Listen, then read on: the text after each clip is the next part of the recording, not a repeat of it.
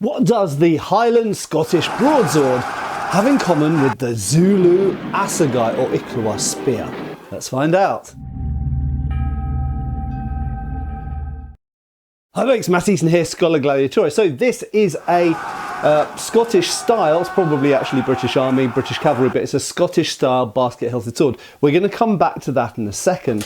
What I'm holding here in my other hand is the famed Zulu spear with which at one particular battle, the Battle of Easton in 1879, the Zulu army destroyed a British force in the field, and famously so. And of course, if you've seen the movie Zulu, this is the Battle of Rorke's Drift, which happens just after the Battle of Easton, which is actually shown at the very beginning of the movie. And if you watch the sequel, Zulu Dawn, which is actually a prequel, that shows you sort of an impression of what happened at the Battle of Easton.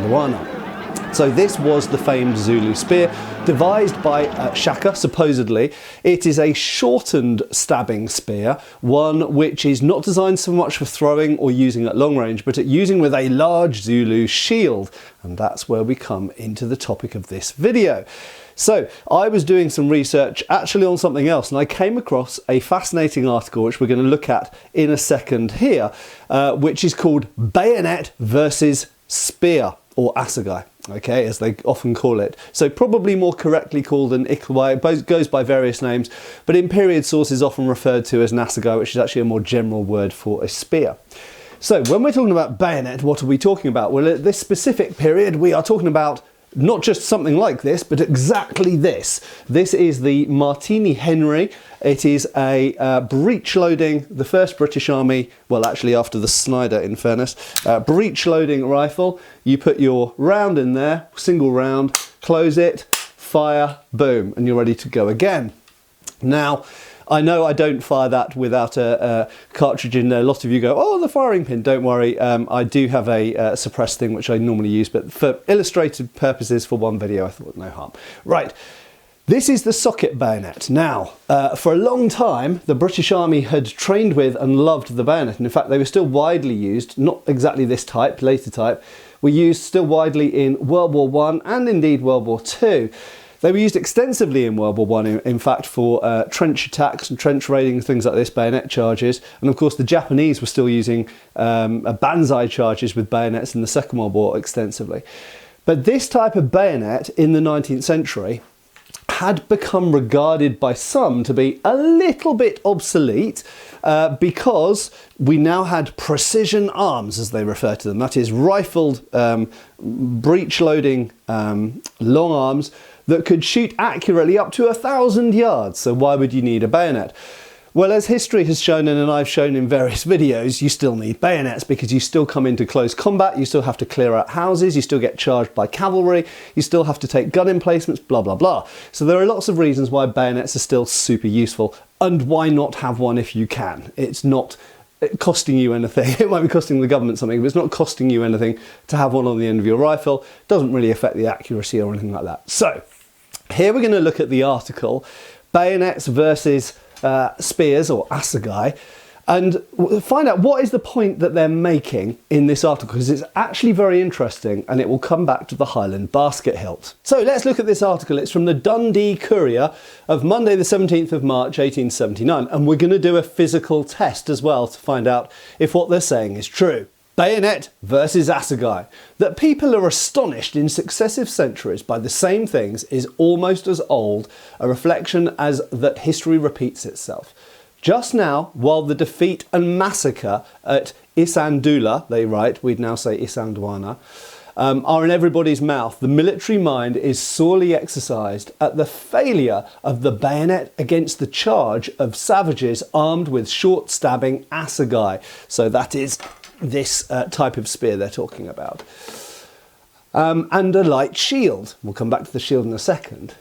The simple explanation is, of course, that without ammunition, breastworks, or very favourable position, it's impossible to fight against odds of 40 to 1. Yes, that's still true even today.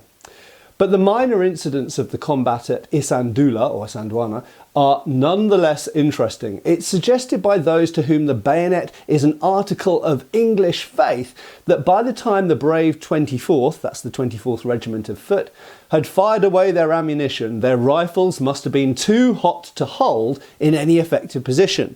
My observation is, yes, rifles do get hot, but because of the wood on the stock, that is not really a problem at all, because you'll see here, your hand is fully able to grip the wooden stock underneath. So they don't really get too hot to hold. This is doubtless true. I'd question that. But Isandula is not the first place in which the bayonet has gone down before the shield. The shield is the important part here, not the spear, you'll notice.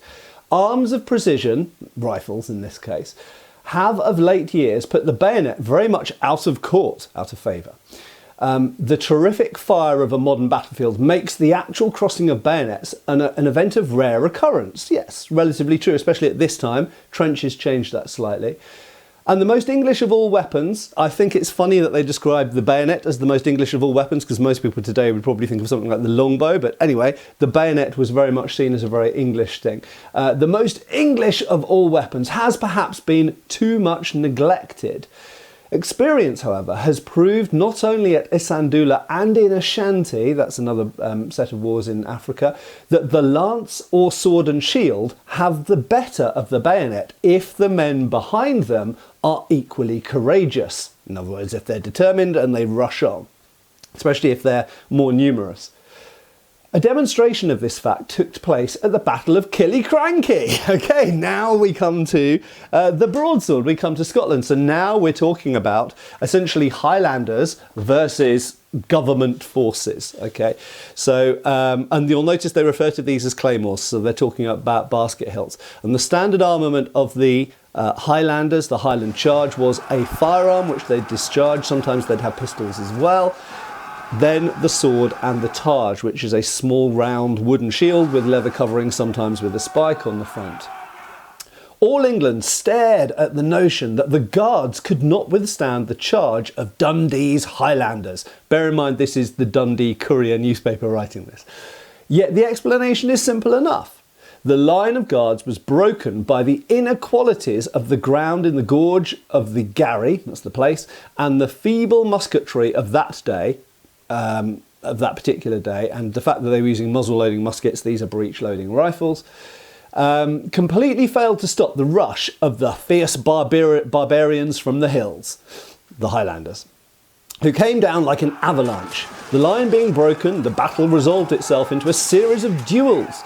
As the Highlanders came on with target and claymore, that means basket-hilted sword and targe, a round shield, the guards tried to stop them with the bayonet, but the clansmen caught the point of the weapon in their targets, cast the whole aside, and cut down the men, the British kind of government soldiers, many of whom were actually Scottish, with their claymores. This seems, with the difference of claymore and assegai, to be the Zulu method of fighting. Yes, indeed. We'll come back to that in a second. The bayonet, in fact, is not a sword and shield. It is a convenient half pike. Nothing more, nothing less. I agree. So it's a short, heavy, two-handed spear. And it is just a match, perhaps, in skillful hands for a sword, but not for a sword and buckler or lance and shield. Now, I actually completely agree. This has been, in HEMA circles, this has been completely my observation. If a person has a spear against a sword, the spear has a massive advantage. But if you give the swordsman a shield, then that flips on its head. Now I would say that the sword and shield has a slight advantage over the single spear. So, what's really interesting here and what I wanted to test is the idea that someone with a shield and a broadsword, or a Zulu shield and an assegai, could perhaps deliberately plant their shield, their wooden, or in the case of Zulu, hide, cowhide, buffalo hide, shield onto the opponent's bayonet point, drag that point aside, and then cut them down or spear them in the case of the assegai.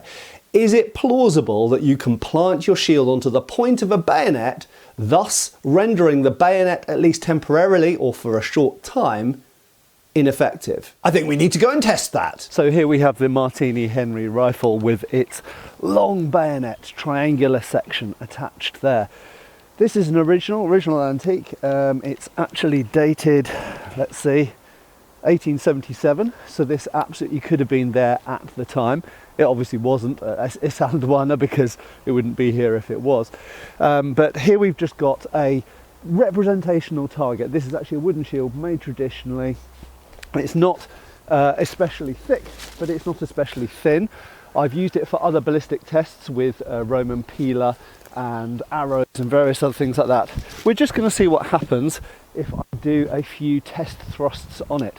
I'm not going to go as hard as I can to begin with, but we're just going to see if the point sticks in the wood. Now obviously you might be thinking, well, why would I be stabbing a shield? Well, this is because obviously the other person would have a shield, so I might stab at them, they might block with the shield, or they might deliberately ram the shield onto the point of my bayonet, which is what's being discussed here. So I'm going to hold the rifle pretty much where you would normally hold it to shoot. Sometimes they were held at the butt like that, but I'm just going to hold it in a standard shooting position. I'm going to go in front of the shield and I'm going to administer a direct thrust without too much weight behind it, just to see what happens initially. Wow, okay. So as you can see here, the basic answer is yes. It's entirely plausible that the point, just let me put the broadsword and the assegai, because they're actually not really the important things here. The important things here are the shield and the bayonet. So this bayonet blade is hollow ground triangular section, and it's very similar to a certain rondel dagger that a certain Mr. Todd of Todd's Workshop and myself tested against steel plate. And we found that this cross-section of blade goes through steel plate. Therefore, it obviously also goes through wood, wooden leather, wooden canvas, or indeed a hide shield as found in many parts of Africa.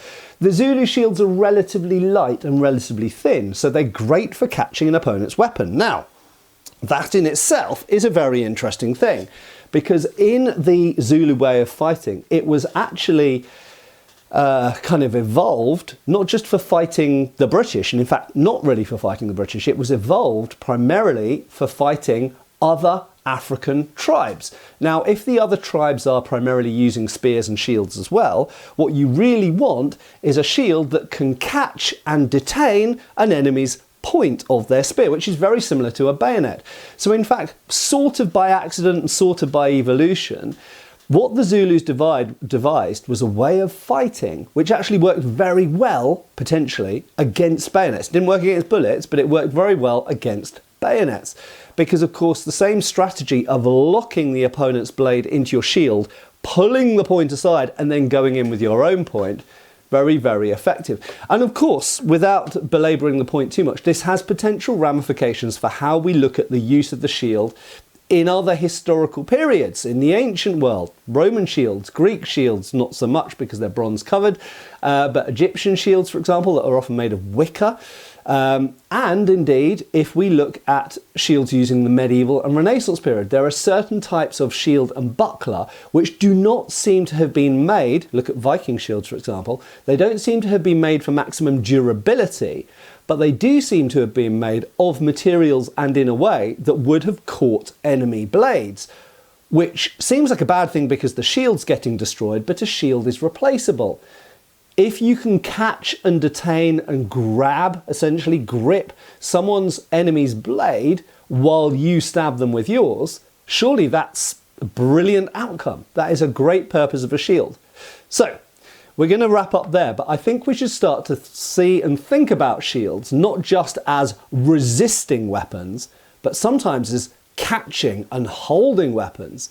In HEMA techniques, we have many techniques where we grab and control and sometimes disarm an opponent's weapon. Why shouldn't we try to do that with shields and cloaks and daggers and other things as well? Anyway, thanks a lot for watching. I have been Matt Easton. I hope I'll see you back on the channel really soon. Cheers, folks. Thanks for watching. We've got extra videos on Patreon. Please give our Facebook a like and subscribe if you haven't already. Cheers, folks.